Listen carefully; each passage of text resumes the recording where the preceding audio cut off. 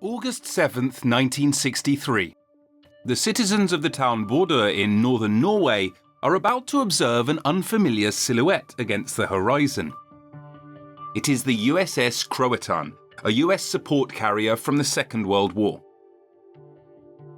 It stays at a distance till high tide before gently sailing into the harbour.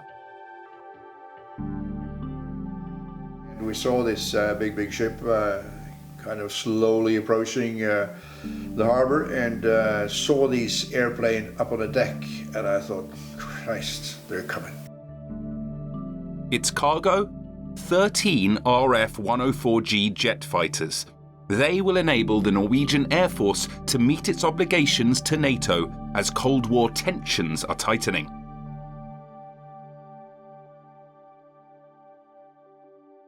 Of course, we're not all experts, and there were civilian people down there, and a couple of old fishermen, I guess they were, and they saw these airplanes were launched. These plastic covering the aircraft, this plastic had to be kind of torn up, and that made this paper more or less hanging down from the wings and things. And one of the old men asked the other one that, what on earth is this? It looks like they're kind of torn apart, and the other one answered it on the language that can't be used in English, but a northern Norwegian language that is possibly some shit the Americans can't use anyway. So we're probably getting it for free. Not entirely wrong. The fighters are provided through the MAP, the Military Assistance Plan. Each one is lifted clear of the carrier deck. And they were of course put on ground and towed behind the tractor, one by one, all the way through the streets. And we couldn't ask for more of a parade than that one.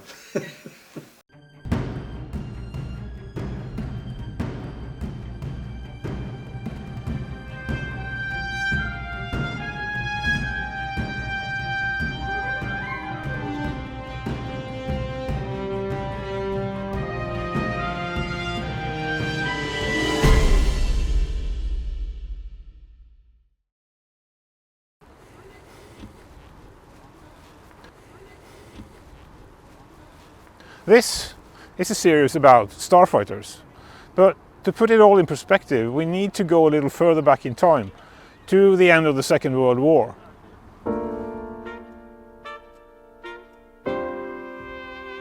When peace arrived in 1945, the exiled Norwegian government returned from London. They were quickly replaced by men who had made a name for themselves in the war. Halvard Lange became Minister of Foreign Affairs. He signed the NATO Pact in 1948. Jens Christian Hauge took office as Minister of Defence. He was only 30 years old. He would patch together what little the country had of equipment and qualified personnel to build a new armed forces. One of the first things he had to deal with was the MAGE. The Military Assistance Advisory Group was a committee set up in Oslo by the Americans. Their job was to assess if the Norwegian armed forces could make effective use of new American equipment. American planes and tanks would not be given away out of pure generosity. Allied units equipped through the military aid program should, in principle, be as valuable to the Americans as if they were American units themselves. If the Allies could not supply, maintain, and command the units effectively, then it would be a waste of American resources. With regards to a new air force, the first thing MAGE did was to perform a thorough inspection of existing bases to see what was there. What they found was less than impressive. Out of 40 Vampires, only 12 could be made to fly at any sort of short notice. The Spitfires were no better. From a total of 37, there were only 14 airworthy planes. Out of the 9 Catalinas, just 4 could fly. 5 out of 10 Dakotas in the transport squadron were grounded. And all Mosquitoes had been grounded indefinitely. One of them had crashed recently. The investigation had found that a failure in the central wooden wing structure had been caused by moisture and rot, and the plane had simply broken up in mid-air. But the committee was even more discouraged by the deeper disorganisation at the heart of the Air Force. Personnel, training and advancement, administration, maintenance and supply all were found to be an unprofessional patchwork with little to no resemblance to the streamlined units in the American forces. The committee found the gap between ambition and reality too wide to bridge. Their recommendation was to reject any further build-up of Norwegian armed forces through the military aid programme. It was at this point that the young defence minister threw himself into the negotiations. He made promises he knew he couldn't keep, but at least in doing so, he was buying time. And eventually, Jens Christian Hauger did come out on top. Soon, like young boys in a toy shop, high-ranking men were looking at shiny new gear. Sensing that Norway could be very useful in the Arctic theatre, General Eisenhower had overturned the committee's previous recommendation. When the first 4 Thunderjets arrived, hastily brought in from Germany, the governments made the most of it as a publicity stunt. Dwight Eisenhower made his entrance from a shining Lockheed Constellation. Taking to the podium, he gave a passionate speech, saying, "This contribution should have been ploughshares or equipment to get the new economy going. Instead, these shiny new fighters will represent the start of a modernised Norwegian Air Force."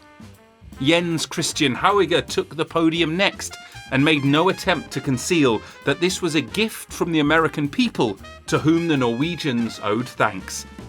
They actually lowered their own standard of living so that we, the Norwegians, can participate in and take responsibility for security in Europe. Then 4 Thunderjets roared overhead in an impressive display of might to impress the eager crowd below.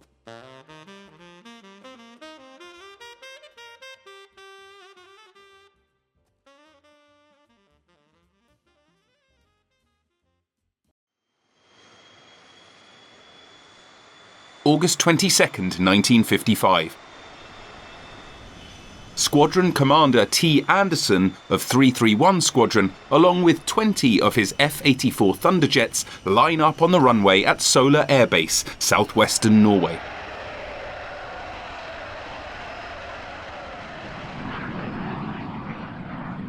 They set course north towards their new home, Bodø Air Base.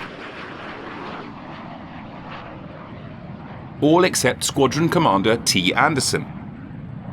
He pulls the landing gear lever, but the gear only raises halfway. His repeated attempts yield no different result. He cannot get an uplock indication. So instead, he locks the gear back down again. Watching the others climb into the sky behind a screen of exhaust, he goes around to land.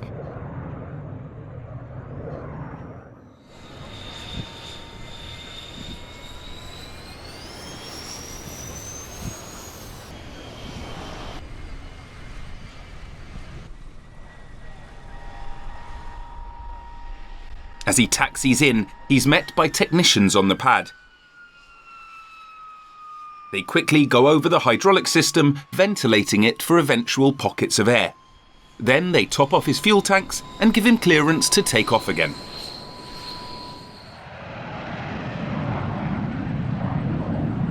He does so. Given a good climb, he moves the landing gear lever again, only to wait in vain for any uplock indications. After a few more attempts, and fed up with the whole situation, he makes the decision to keep climbing and stay on his northern heading.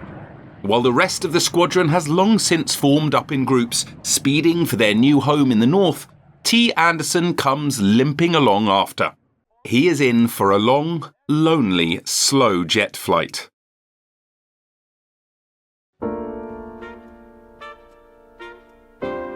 Various missions were developed by NATO planners for the Norwegian Air Force. From Öland, the jets would fly across Sweden to attack targets in the Baltics. The planes from the southern bases would go for predetermined areas in Poland and East Germany. Their mission was to seek out Soviet mobile radars and take them out. The trip to get there was so long that they were left with little time over target and no chance to return. Their only option was to land in Sweden. These plans were frowned upon by the Norwegian commanders. To them, it looked like the mission was not to destroy the radars, but to saturate the screens, just so the true attackers, the nuclear bombers, would more easily get through. But then, analysis showed that if a war broke out between the East and the West in Europe, southern Norway would not see any action for the first 50 days. In the north, however, there would be action from day one. The Kola Peninsula was the home to a large amount of new military bases along with new industry. The area was vital to the Soviets' access to the Grand Ocean. If the worst thing should happen and the Cold War turned hot, NATO would set up a Northern High Command. This would not be at Bardufoss, where the Norwegian High Command was.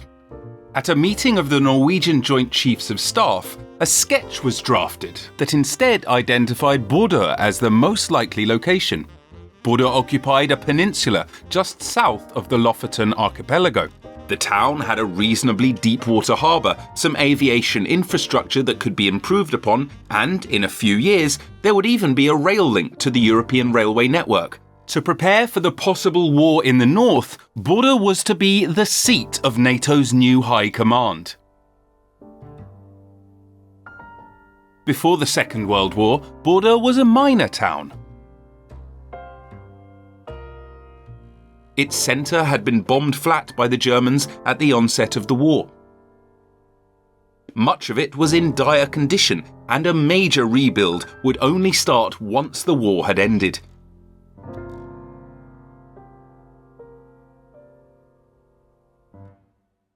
During the occupation, the Germans had extended the local airbase. It now had a large wooden board runway and a broad network of hangars and adjacent facilities. After the war, the Norwegians maintained the airport the best they could and were able to use it for deployments. Suddenly, the state started to expropriate property. Land which had been farmed for generations was bulldozed into shape for a new airbase. Farmhouses were left standing for the time being. The new runway became a dividing line. A new control tower and what would become the civilian part of the airport was built on the northern side. The military part took shape on the southern side. Testing started from an early stage. In 1952, the tower was ready to operate and receive incoming planes. The civilian airlines quickly started testing for operations. They had great ambitions for Bodø Airport as a launch point for polar routes. A hedgehog signpost was set up as a publicity stunt. The Air Force, having lost the old German base, now made use of the new facilities for deployments. Activities could increase as more concrete was laid on the military side. In the early 50s, Bodø was indeed the place to be. The economy was thriving. Engineers and construction workers of all kinds had arrived. To rebuild the town itself and to establish the new Air Force base, blasting crews, bulldozers and excavators were constantly reshaping the landscape. Shortly after came scaffolding, reinforcement and concrete pouring. Large hangars of the new American type started taking shape. The NATO membership set new ambitions and new standards that would be met throughout the alliance. Some assets were paid for and dedicated to NATO needs. While the rest of the base was under Allied Command Europe, the Grand Hangar B was built on the civilian side, specifically for the Allied Command Atlantic. Maritime patrol aircraft would stop by regularly. Since investment in military infrastructure could be drawn from future NATO membership quotas, the Norwegian government was quite willing to spend. With such a large workforce already in place, some extra funding produced quick results and yet more alliance equity. Except for a few hangars, the old airport area was put to other use. Along with the 3-kilometre runway that was laid out, there came an intricate system of taxiways, roads, parking areas and mushroom pads, all according to the NATO standard. Throughout the area would spring up offices, mess halls, living quarters, utility buildings, fire protection, all forms of maintenance and upkeep. In all, the total package essential to keep squadron operations running. So, in the afternoon of August 22nd, 1955, T. Anderson is cruising at altitude, landing gear down, enjoying the view high above the mountains of northern Norway. After 2 hours and 40 minutes flying time, he can line up with the new runway at Bodø.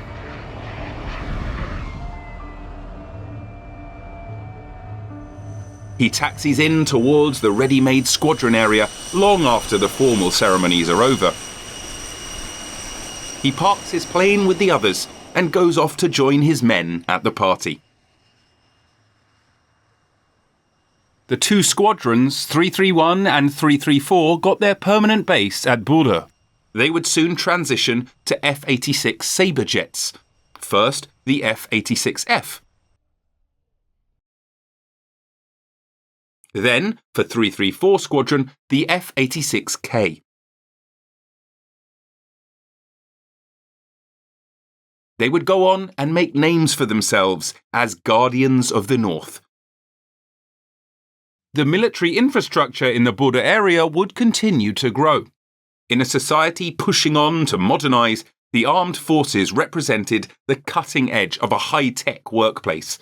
Personnel was provided for by education and instruction, food and a bed, a community and a career path. Skills were acquired that would soon be among the most valuable in society. The new High Command was blasted deep into the mountain further in at Reitan.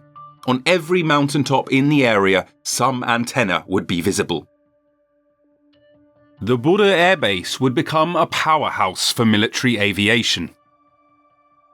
It was ideal for joint training with other NATO units. A substantial excess capacity was kept ready to host any visitors.